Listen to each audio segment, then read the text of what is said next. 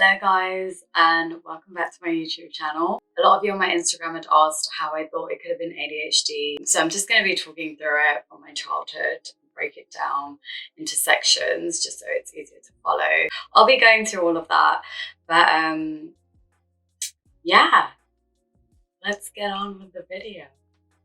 At first, I didn't really know much about ADHD. I'd heard of it, and I really didn't think it had anything to do with me. I mean, I always felt like there was something different about me, but I just couldn't put my finger on what it was. But when I had my assessment, I had to answer questions about my childhood. And that's when I realized there were so many signs back then, but I just hadn't connected the dots. So I really didn't think it was ADHD at the time. Growing up, I was always really quiet. I would hardly speak up.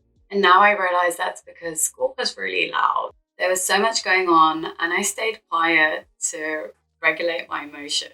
During parents' evenings, they would always say how quiet I was, but academically I was doing well. So my parents never really questioned it. I was very forgetful, and I'd always get told off by my parents when I was younger. My homework would always be done so last minute, and I only really did things intentionally if I genuinely really loved it. Like art, for example. I was obsessed with art growing up. I could sit there for hours, painting, completely still, in my own world, daydreaming, escaping, and that was one of the only times where I felt like my mind was quiet. But most of the times, my brain was not quiet. I also wanted to try new things all of the time. I asked my parents to do violin lessons.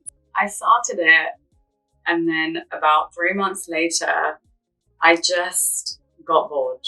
Honestly, I just got bored. And my excuse was to them, my arms started hurting from holding the violin. The thing is, when I start something, I pick it up really quickly. And once I feel like I've gotten the hang of it, I just kind of zone out. And then I'm like, okay, I need the next new thing that's going to challenge my brain. And obviously my parents weren't happy at that, and they would always have a go at me because I just never stuck to one thing for long enough. Like every 3 to 4 months, I would just want to change things up and try different things out. And honestly, I feel like I've been like this my entire life, and things just don't excite me. I am just like, okay, on to the next thing, or push harder. And this has always been this repetitive cycle. And as I grew older, I always assumed that the way I felt was because of my anxiety and depression. I was constantly overwhelmed, just emotionally up and down. And every time I went to therapy, I would always say the same thing. I can't focus. I just feel mentally and emotionally all over the place. I can't concentrate. And those were really my reasons for going to therapy. And I feel like last year is probably when I really hit rock bottom. I've always had panic attacks since I was a child, but I haven't really had them in a while. It's been years since I've had them, or it's been very rare moments where I feel emotionally distressed. And those situations are usually what triggers my panic attacks. But last year, it just was the worst it's ever been, and it was just too frequent. I just always felt emotionally dysregulated, and everything just really felt a little too much. And that's what really pushed me to ask, because up until that point, I just assumed it was my depression and anxiety. And I've always assumed it's that because there are so many similarities and symptoms that cross over with depression, anxiety, ADHD, bipolar, like the whole lot, you know? So it's really hard to distinguish it. And it was actually my partner who has ADHD. That was one of the first people to point it out. My partner started noticing signs in me and things that I never really considered. And that's where I really went down a rabbit hole. I was on TikTok, I was on Google, just looking up everything and anything to do with ADHD. I was reading up on signs, symptoms, just the differences. I was watching videos on other people sharing their experiences, and that's when it really resonated with me. And I started seeing myself in all of those. It made me realize how much women are misdiagnosed when it comes to mental health, and how ADHD is such a recent thing with women because we show signs a bit differently, and we're also really good at masking things. And honestly, I've always been really good at masking, and I feel like a lot of women are. I'm the eldest daughter, and I've always felt the pressure to show up, hold it together, and lead the way for my younger brothers. And so I did. From the outside, it looked like I had my entire life together. But inside, I was really struggling. Even in therapy, I realize now that I was just really good at masking. I knew what to say. I knew how to navigate things. So the signs were just missed again and again. I think about 2 years ago, a therapist even thought that I could possibly have bipolar. And that threw me off completely because I was not expecting that. I also wasn't like, oh, surprise. Like I felt like, oh, maybe I do have it because of my emotions. I remember during that time, I just felt like I was losing my mind because I just had no control over my emotions. I felt all over the place. I just felt like I was going crazy, like it just constant ups and downs, and I just couldn't regulate myself. So yeah, I don't blame her for thinking I had bipolar.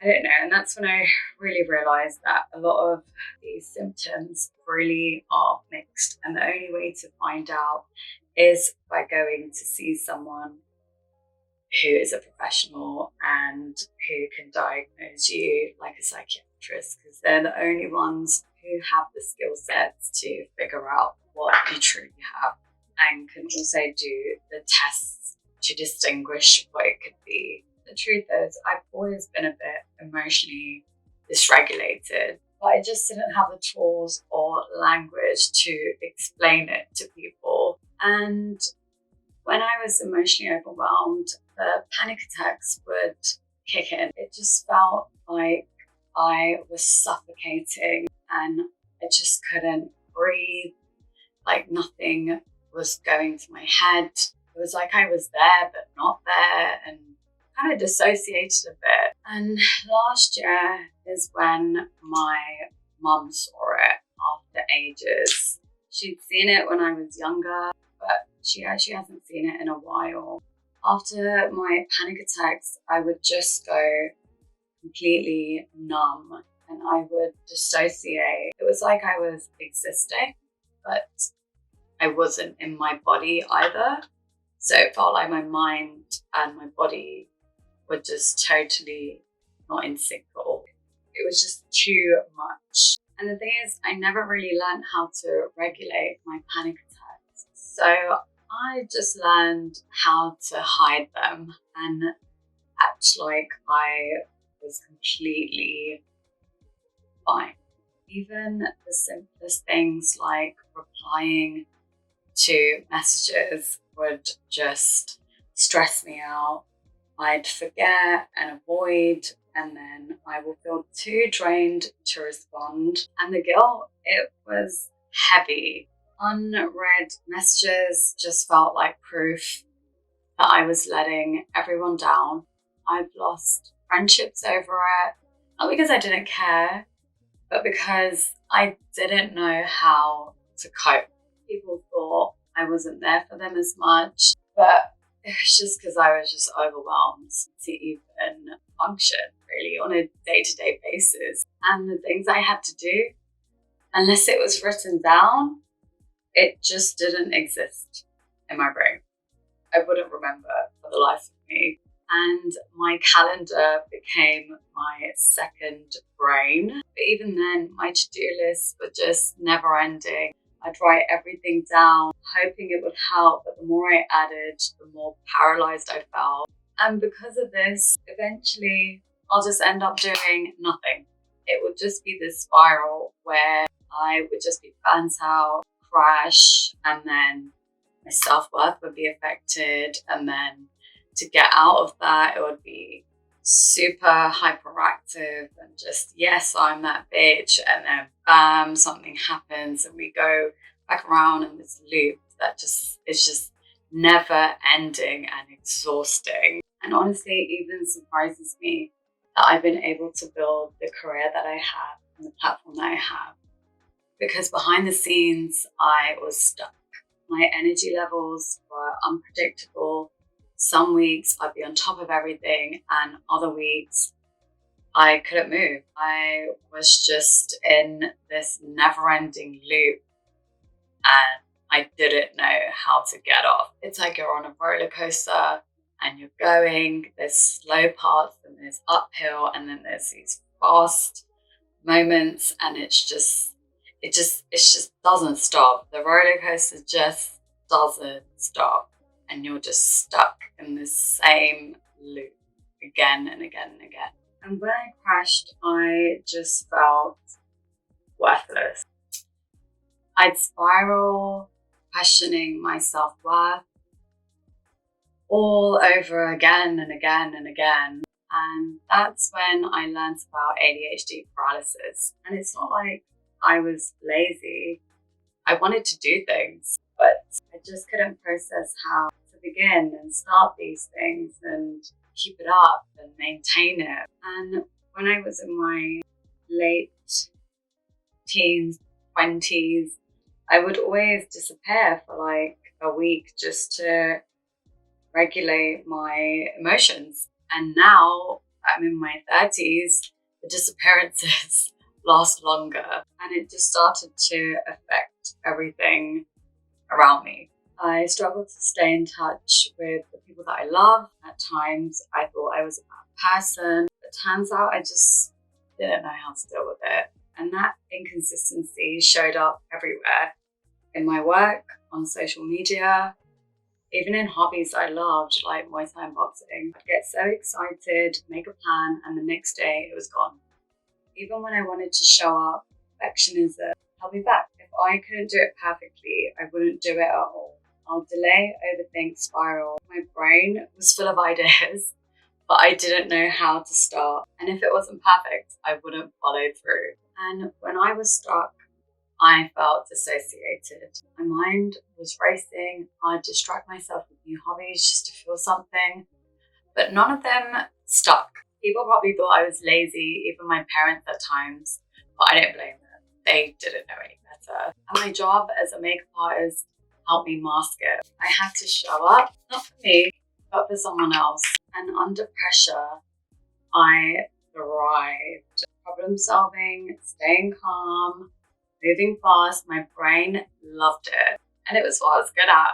And I guess that's what made me good at what I do. But once the job was over, I'd crash. Pressure helped me function, but it also drained me. Another thing that I experienced was sensory overload. And now when I look back, I realized that it showed up in so many ways. When I went to parties, I used alcohol to cope with overstimulation, not in particularly to get drunk, but to manage the overwhelm and make communicating with people a lot easier, because big crowds made me very uneasy. But I also assumed that was normal. Sounds were the worst. I couldn't handle hearing people chew, especially the sounds of their teeth. And my dad used to chew like this a lot, and I just couldn't handle being in the same room when he ate. Like, I would literally remove myself completely and go 2 floors to my room just so I didn't have to hear it, because it felt like my ears were just being scraped and like clawed at. I'd even get like chills and feel really sick at times. And even emotional conversations would sometimes exhaust me. I would disappear for days, even weeks, just to recover. I was so sensitive to textures, sound, a lot of things that now when I look back, I'm like, wow, I didn't even realize at the time. But now I'm like, okay, this makes sense. Through all of it, music was the only thing that helped me stay calm. I didn't just listen to music either. I would be absorbed in it. Like, it was just so intense. Every note, every lyric, every beat, it would just transport me into a whole weird side to me. And also, I'm one of those people that would play a song on repeat and dissect everything about it. Like, God knows I could be a producer at this point if I wanted to, because the way I dissect things is just insane. And I guess that's why I would repeat songs. It's just to stay in that feeling of intensity that I experience when I listen to music. Yeah, just so strange. Another thing is my memory is terrible. I forget birthdays, conversations, plans, films. Anything I watch is just in the moment and completely forgotten. And during conversations, I often interrupt, but it's not to be rude.